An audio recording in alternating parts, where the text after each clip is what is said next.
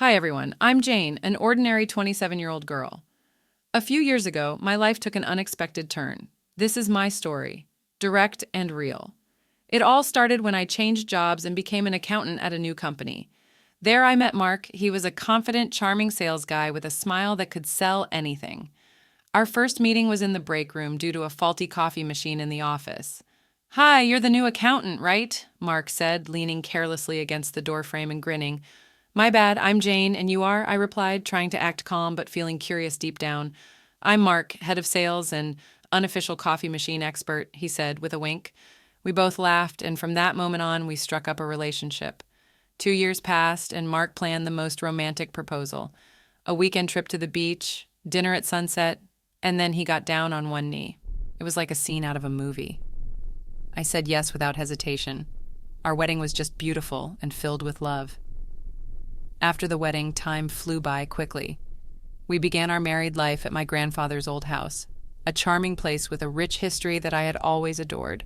A few weeks after we settled into the house, Mark brought up an important idea. "Baby, have you ever thought about taking a break from work? Becoming a housewife for a while?" Mark suggested one evening, his eyes full of hope. I was surprised. "Housewife?" "But Mark, I've always been passionate about my career," I replied, trying to hide my confusion. "I understand, Jane, but my work is going well. We can afford it. Imagine no more stress, just focus on us.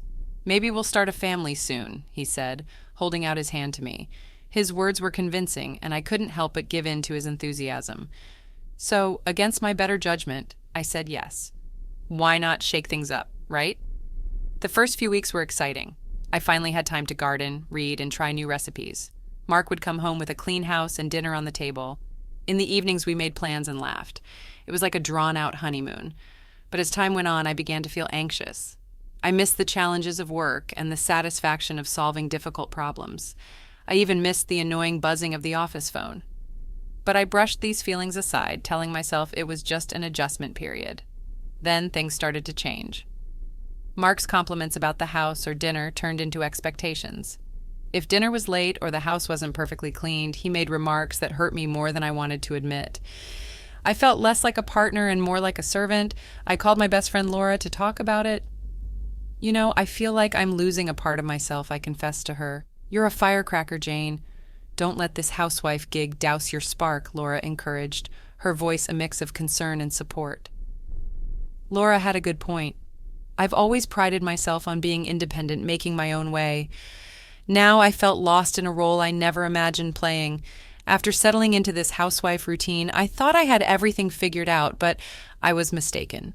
One evening, Mark dropped a bombshell that turned everything upside down. He came home looking serious, which was unusual. "Jane, we need to talk," he began, not even taking off his coat. "What's up?" "You look like you've seen a ghost," I joked, trying to lighten the mood. "It's my folks. Their apartment is getting renovated, and they need a place to crash for a couple of weeks," Mark said, avoiding eye contact. "A couple of weeks here? But yeah, it's just for a short while." "It won't be that bad," he assured me. I sighed reluctantly. "Okay, but they need to respect our space." "Mark, of course they will." "Thanks, babe, you're the best." Fast forward a few days, and Mark's parents, Bob and Linda, arrived. It was chaos. Bags, boxes, even furniture. They brought everything but the kitchen sink. "Jane, dear, make room. We've got a lot of stuff," Linda said, barging in with a box that seemed to contain her entire life. Bob followed, struggling with a huge armchair. "Hope you don't mind us bringing some comforts from home," he grunted as he squeezed it through the door. Our cozy home turned into a storage unit overnight. Everywhere I looked, there were their belongings. It was overwhelming, to say the least. But that was just the beginning. Bob and Linda wasted no time settling in. Bob took over the TV, flipping channels like he owned the place. Linda started rearranging my kitchen. "Linda, what are you doing?" I asked, trying to stay calm. "Oh, just organizing things a bit better, dear." "You know how it is," she replied, without even looking at me. I bit my tongue, reminding myself it was temporary. But inside, I was furious. This was my home, and they were treating it like their vacation house. Then came the dinner disaster. I made a healthy salad and grilled chicken, my usual fare, but Linda looked at her plate like I'd served her grass. "What's this? Rabbit food?" she scoffed, pushing the plate away. "Mom, come on." Jane worked hard on this. Mark tried to intervene. "It's fine, Mark. I can make something else," I said, though it was far from fine. No, let's order pizza. I need some real food, Bob chimed in, already reaching for his phone. That night, as I lay in bed, I couldn't shake the feeling of being an outsider in my own home. Mark snored beside me, unaware of the turmoil inside me. I was doing all the hosting, cooking, and cleaning, only to be treated like an unpaid maid in my own house. My in-laws, Bob and Linda, had turned my house into their personal playground. Linda started taking over the kitchen like she was running a military operation. One morning, as I made my usual avocado toast, she marched in and made a face. "What are you eating, bird food?" she snorted, rummaging through the fridge. "It's avocado toast, Linda. It's healthy," I replied, trying to stay calm. "Healthy schmelth. You need some real food, girl." "Here, let me make you some eggs and bacon," she said, pushing me aside. I stood there fuming as she took over my breakfast. It was clear she didn't respect my choices or my space. Then there was Bob. He had turned our living room into his personal lounge. One evening, I wanted to watch my favorite show, but Bob was sprawled on the couch watching some loud action movie. "Bob, do you mind if I watch my show?" "It's the season finale tonight," I asked, holding the remote. "No can do, Jane. I'm watching this. Find something else to do," he replied, without even looking my way. I couldn't believe it. Feeling like a stranger in my own living room, I stormed off, but the real kicker came a few days later. I found Linda rearranging my closet. "My closet, Linda. That's my personal stuff," I yelled, losing my temper. "Oh, relax, Jane. I'm just making some space for our things. You've got too much junk here anyway," she said, tossing my clothes aside. That's when Mark walked in. "What's all the yelling about?" he asked, looking at me, then to his mother. "Your mom is going through my things. That's what's wrong," I snapped. "Mom, maybe you should ask Jan before moving her stuff," Mark said, but his tone was half-hearted. Fine. I was just trying to help," Linda huffed, leaving the room. Mark turned to me. "Jane, can't you just let it go? They're just trying to fit in." "They're taking over, Mark. This is our home, not theirs," I said, my voice rising. Mark sighed. "Just bear with it a bit longer, okay?" I felt so alone in that moment. My home didn't feel like mine anymore, and it seemed like Mark was more on her side than mine. The situation in my house was already pretty tense, but what happened next really pushed me over the edge. One day, I noticed my bank card was missing. Panic mode kicked in. I tore the house apart looking for it, only to find it in the most unexpected place, Linda's purse. I confronted her immediately. "Linda, why do you have my bank card?" She just shrugged. "Oh, I needed to pick up a few things and didn't have cash on me. I didn't think it would be a big deal." "A big deal? You took my card without asking. That's stealing." I was fuming. Before I could say another word, Mark walked in. "What's all this shouting about?" he asked, looking at me, then to his mother. "Your mom took my bank card and used it without my permission," I explained, holding up the card. He turned to Linda. "Mom, you should have asked first." Linda rolled her eyes. "I just needed a few groceries. It's not like I bought a diamond necklace." I couldn't believe my ears.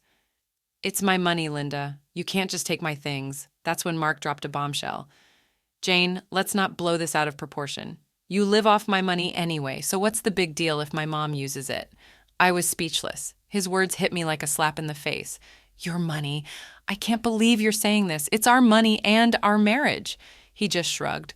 "Whatever. It's not a big deal. She'll pay you back." I felt like I was in some bad dream. My husband was taking his mother's side over something so serious. A couple of weeks passed, and the tension in the house became unbearable. I decided it was time to ask the big question. "So when are you two planning to move back to your apartment?" I asked Bob and Linda one evening at dinner. They just laughed.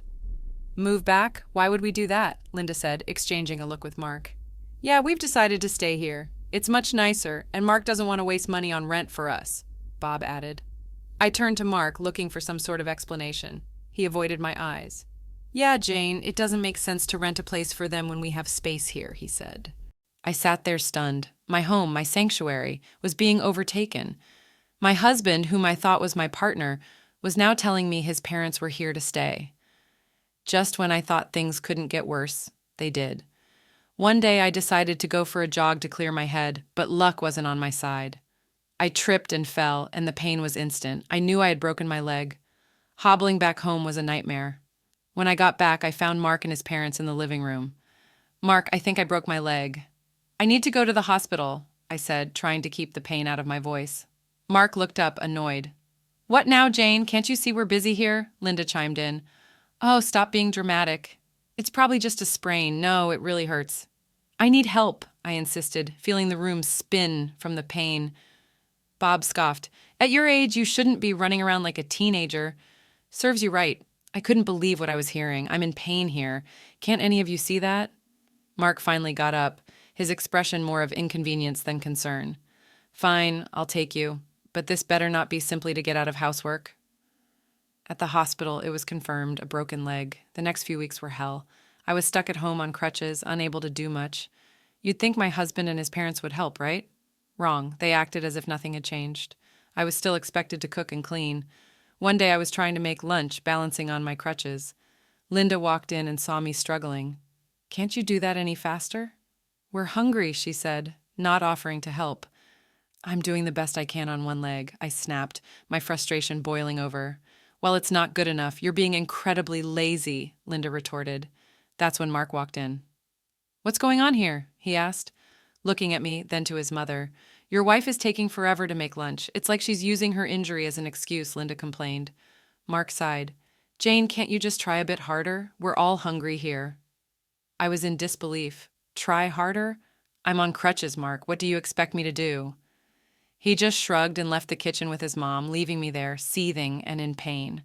You won't believe what happened next in my in-law nightmare. Just when I thought it couldn't get any worse, it did.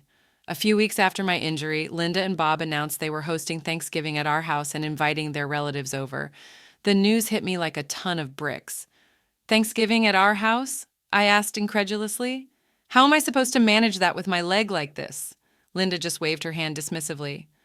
Oh, you won't have to do much. Just stay out of the way and let us handle it, she said. I was fuming. This is my house, Linda. You can't just invite people over without asking me. That's when Mark stepped in. Jane, it's just a family gathering. Let's not make a big deal out of it. A big deal, Mark? I can barely walk, and now your parents are taking over our house for a party, I said, my voice rising. Bob chimed in.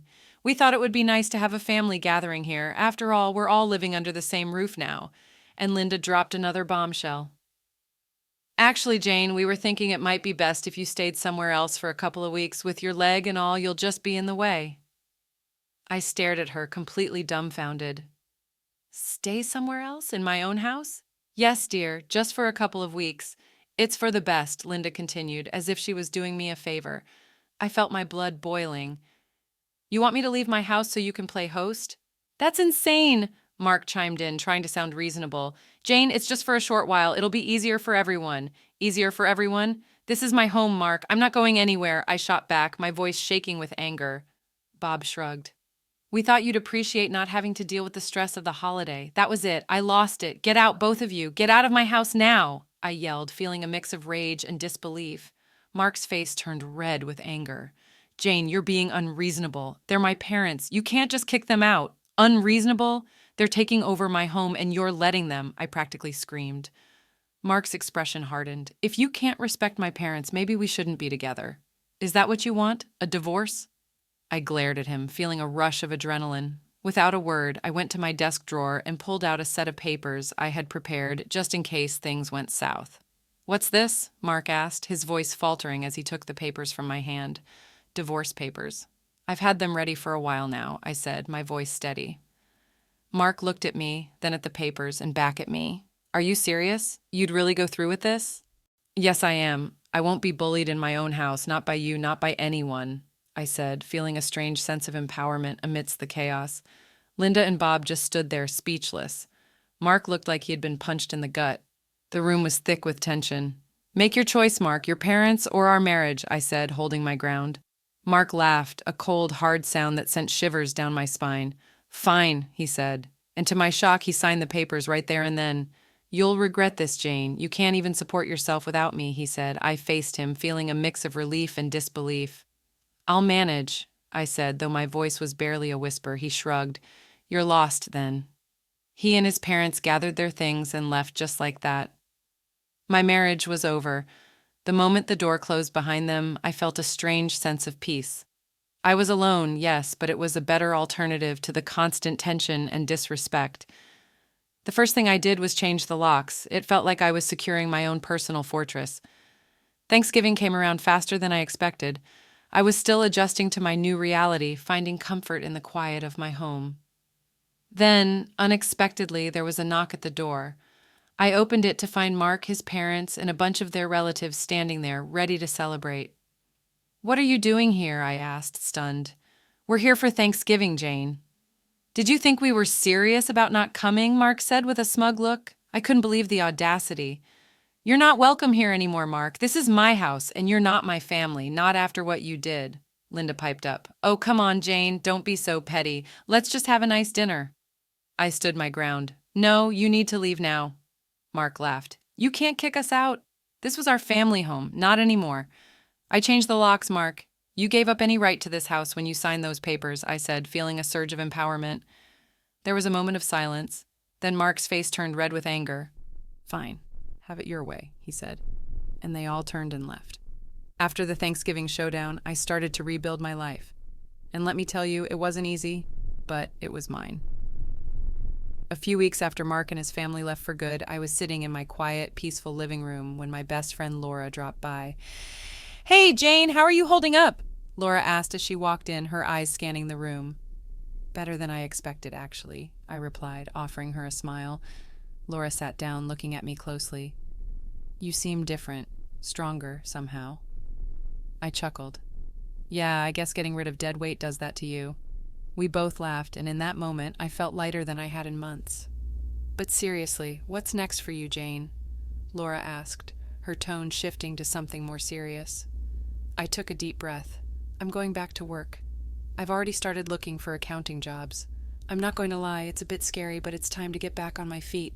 Laura nodded. "That's the spirit. You were always the smartest one at the office. They'll be lucky to have you back." Her words meant a lot and gave me the boost I needed.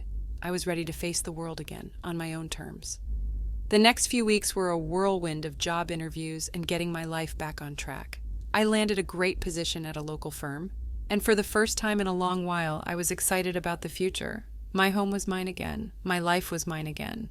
I had faced the worst and come out stronger.